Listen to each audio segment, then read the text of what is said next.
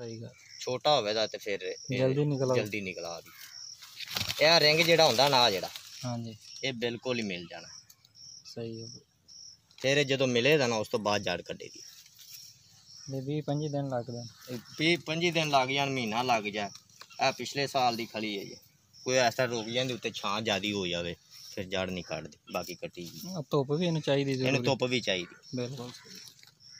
हुण मिट्टी पई गुट्टी तुहानूं वहां बन्नण वास्ते मठ ज़्यादा परा ना होवी तूत नाल भूंड लगे जी चंगा कीता दसता पत्तियां वाली मिट्टी रूड़ी विच नहीं इहदे च रूड़ी नहीं होंदी अच्छा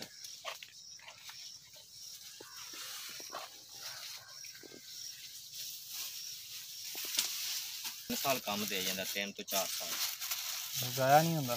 जाया नहीं होंदा है सही क्यों असीं जाया इनू करना ही नहीं होंदा असीं आप ही इनू खोलना है ते बिल्कुल सही है वे है थैली का नंबर जेडी थैली दाने थैली असीं जाया कर देंगे वो तो हो ही जानी जाया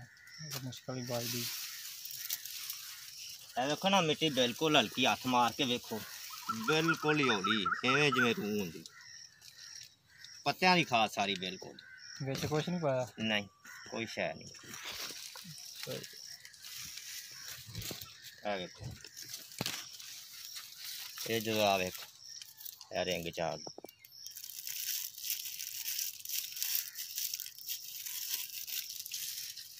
लो जी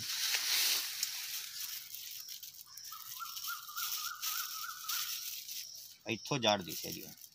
सही है जो कड्डे दी सेबे का बलावा उत्तों मारना थले वाह ना विच दाखल हो इन कोटा ये गरमाई हो जाती बिल्कुल ही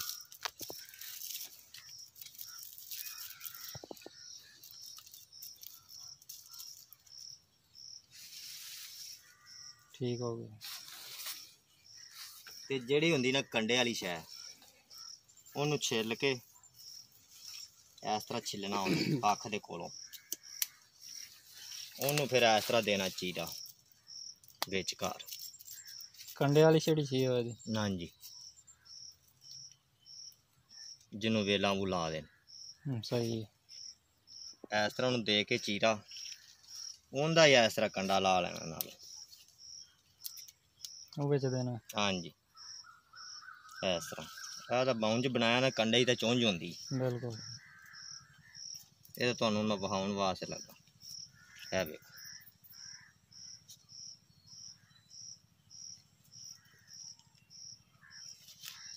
ए कंडा जो लगे दा उन्होंने टाणी कमजोर कंडा और टाणी नूं करेगा सही है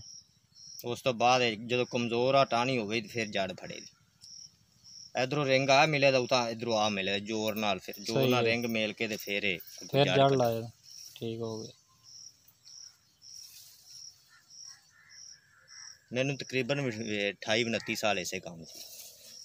सही है हाँ जी तो मैं रक्षा बनाया बच्चे बुचे लैके जाइए नहीं बेहतरीन हाँ जी